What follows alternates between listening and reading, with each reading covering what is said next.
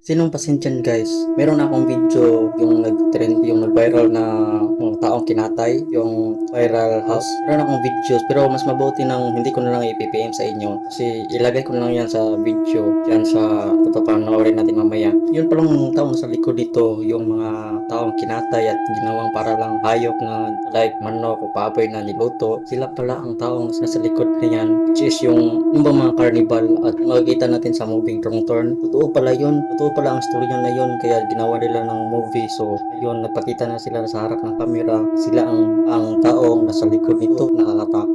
Viral house at so very creepy.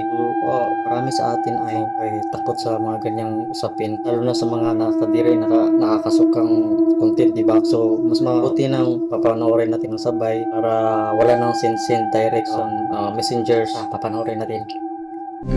Grabe kayo pagkakita na ko aning videohan ng lipat akong balibo. Grabe ang ingig ka sa gipuhat aning nila diri eh.